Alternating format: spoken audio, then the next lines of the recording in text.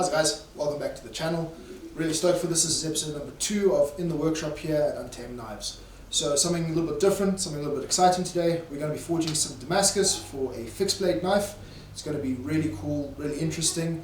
We're not going to take too much time explaining stuff, we're just going to get straight into the action. So here we go guys.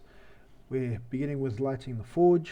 Just a little piece of paper in there, hit the gas. This is just a simple 2-burner forge, but with lots of insulation built in, so it really retains its heat very, very well.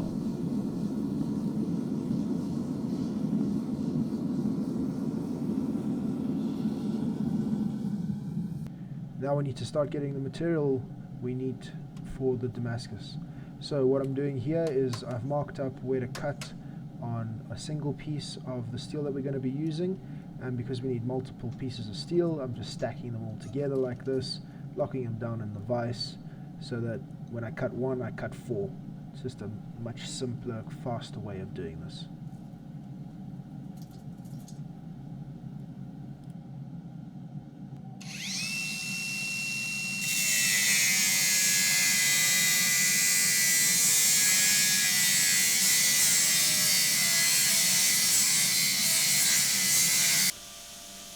Cleanliness is key, so every single piece that we cut needs to get cleaned. We've got to take off all of the mill scale, we've got to make sure that there's no rust, no pitting, no nothing. So every single piece gets cleaned before we start to stack.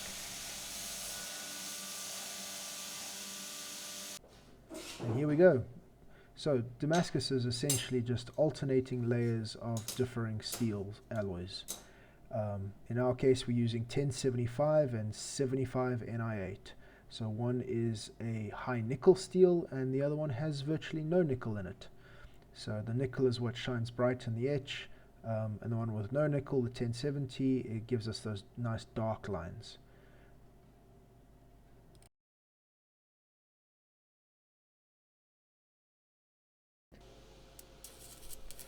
Okay guys, I have to own up to something right here. So this is some Damascus steel that I prepared earlier. So these are pieces of a billet that's just had the initial forge weld done. So essentially we're looking at each piece here is about, I think it was either 9 or 11 layers in each one, and then we've stacked them up for 6 times, so that puts us in the high 60s. So we've jumped ahead one operation, but essentially it's the same process. We're just jumping ahead a little bit so that we get to see the finished result sooner. And here we go guys, now it's into the forge. We're going to get this screaming hot, and then we're going to get it in the press and then onto the anvil.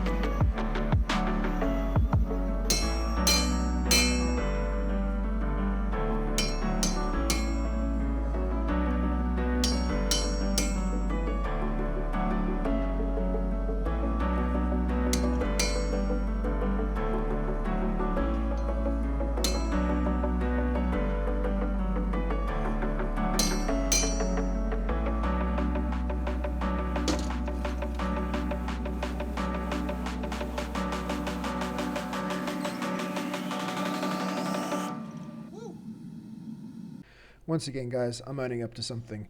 So we've jumped a little bit ahead in time here, and this is what we currently have. So I've already cut out the blank from the Damascus steel, and we are now starting to flat grind it and start to clean it up. Now, the reason we've jumped ahead so far is I was debating whether or not to cut and restack for more layers, but seeing as what this knife is going to be used for, and also the fact that I'm actually quite a fan of a slightly lower layer count so that you get a bit of a bolder pattern, I opted not to cut and restack. The fact that I was filming as well, and it was my first time filming by myself, probably didn't help, but I think it was a good decision in the end. When you see the Damascus pattern at the end of this video, I think you'll agree that I think we made the right call. So we've effectively jumped ahead a little bit to the point where we are basically doing stock removal now on our Damascus billet. So we have profiled, ground, our knife to shape, and now that we are starting to clean up the faces of the knife, true up everything, get everything into one solid plane, and get rid of all of that forged scale. We don't want anything left in this. We want this to be a clean piece of steel by the time we are done with it. Right, now that we have a nice clean piece of steel, all of our edges are nice and straight and parallel with each other, no inclusions are left. It's time to mark our edges. So we're going to give ourselves some lines, some scribe lines to grind to, making sure that basically by the time we are finished, our top swedge and our primary bevel grind is going to be in a dead straight line down the middle of the blade. So this is the time to get that right. So we're going to make sure that we've got nice marks to follow, marks that we can see. I've made up a little tool especially for scribing lines like this. Really handy little tool. Just a simple piece of wood with an old drill bit stuck in it at just the right height. So now that we've got our lines to grind to, let's get to grinding.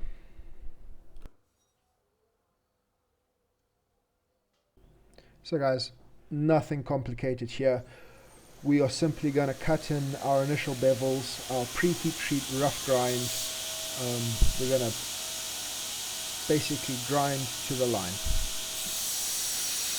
As I said, nothing complicated, nice and easy. Obviously I'm a big fan of freehand grinding, but this is easily done with a jig. But really, once you've got the hand for freehand grinding, there's nothing better. So we're just going to make sure that we cut in all of our bevels. We'll double check ourselves as we go that they're nice and even, nice and straight, centered along the blade. Once we've done the bevels, we'll move here onto the top swedge. And then once that's all done, we will chase those bevels up the knife a little bit further, just to make sure that when we go in for heat treat, we're getting a full depth of hardness through the entire blade.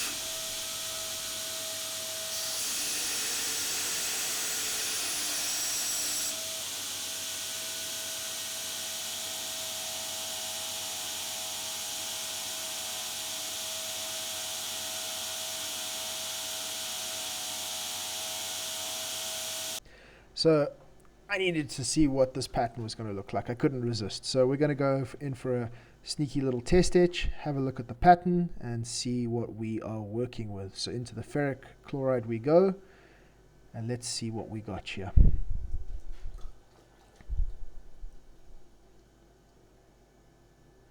That is looking pretty cool. Very happy with that. Nice fine pattern, but bold at the same time. Really happy with that.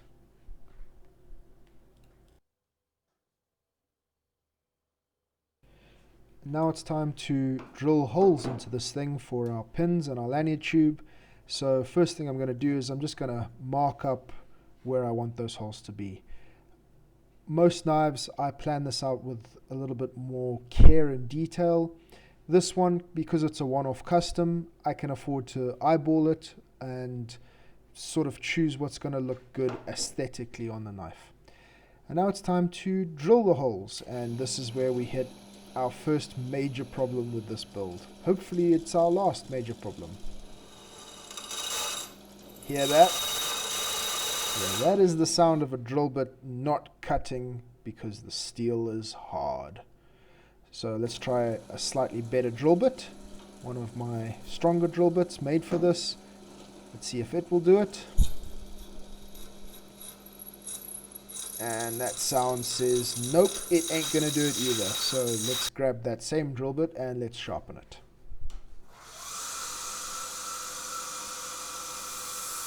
If you want to make knives, this is a skill I highly recommend you develop.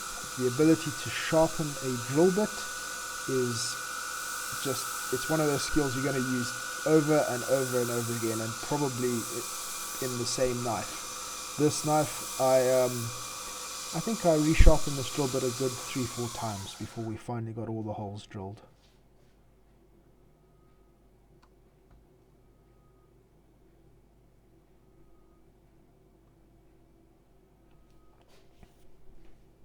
Back into the drill press we go. Nice freshly sharpened bit.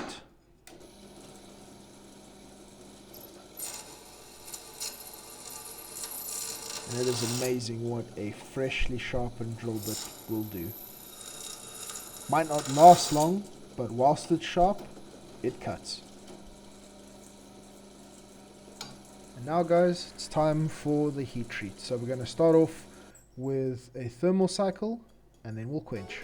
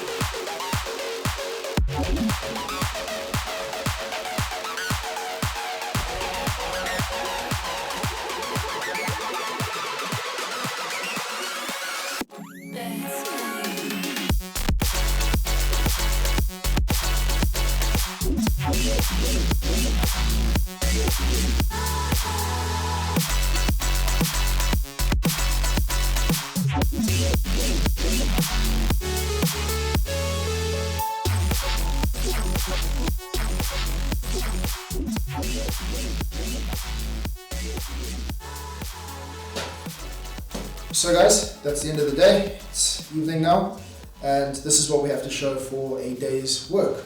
So we forged out the Damascus for this, we did our pre-heat treat grinds, we heat treated this thing, it's tempered, it's now final ground I should say. It's all ready for hand sanding. And that's going to be the end of this episode. So next episode, we're going to be hand sanding this blade. We're going to be putting brass bolsters on it. It's getting a beautiful piece of AAA grade exhibition quality Tang. It's going to look phenomenal when we're done. And then we might even get a chance to have a look at how we make a leather sheath for this knife in the next episode. But up until then, this is basically what we have time for today. So this has been episode 2 of In the Workshop here at Untamed. Guys, if you have watched this, huge thanks. Please like, comment, subscribe. New channel. We're trying to get this off of the ground. We're trying to show what it takes to make a knife for you. And of course, if you want a knife, if you like what we do, if you want a Shumba or a Dagger Boy, not a Dagger Boy, no Dagger Boys, there's no Dagger Boys left. But if you want a Shumba, then there are a couple still left on the website. Please head on over to untamedknives.com. There's a couple of Shumbas there. And then stay tuned for the next drop. That's going to be the 27th of June, and that's going to be the Leopard. So the Leopard is the next one coming out. We're super excited for that one. Stay tuned for that drop. And of course, if you are interested in maybe getting your own custom, one-of-a-kind Untamed knife, well, please do reach out to us. The email address, the contact information is all there on the main page. Feel free to get a hold of us at any time to talk to us about maybe your very own custom knife. Until the next time, guys, enjoy.